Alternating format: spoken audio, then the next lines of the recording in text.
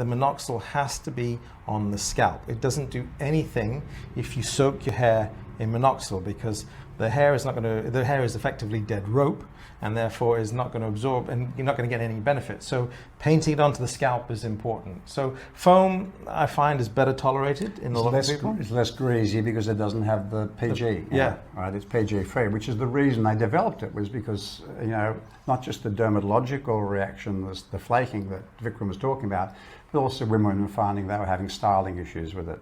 So this is why they developed a PG free version of it to do that.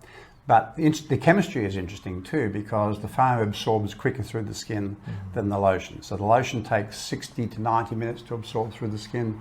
The foam takes 10 minutes to absorb through the skin. So when people are saying, well, when can I wash my hair afterwards, or when can I get sweaty afterwards?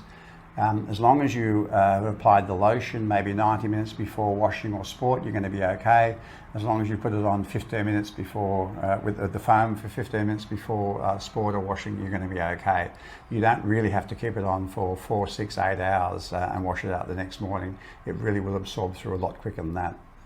Cool. So in summary, minoxidil really, it's been around for a long time, very safe, really good stimulator of hair growth. It comes in a liquid and a foam, and the 5% is applicable for most people. And most people don't react. And the other thing to note that you don't need to take it twice a day. Once a day is perfectly fine. If you take it, you know, start taking it, be aware that there is going to be an initial shedding phase after using it. Some people. Which you may experience some shedding, absolutely. But power through that, and then the growth will come after that. And you can take it as an oral form as well.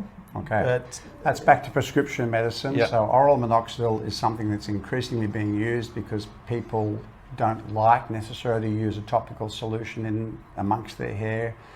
For styling reasons, so you can use a much lower dose rather than the tablet that was used for high blood pressure. In fact, we use such a low dose that it doesn't affect the blood pressure. But again, you'd have to have that prescribed by a doctor, somebody who knows what he's talking about, like a specialist who works with hair loss would understand this, rather than the general practitioner. They would be very reluctant to do this. So it's a very useful medication for any type of hair loss. And it has a role in the treatment of baldness. And most people might start with this first, but it's a short-term therapy for balding, in my opinion, because for most people, it's not targeting the problem, which is the DHT buildup in the follicle. It doesn't have that effect. So it's slowing things down without necessarily stopping. What are your thoughts on compliance?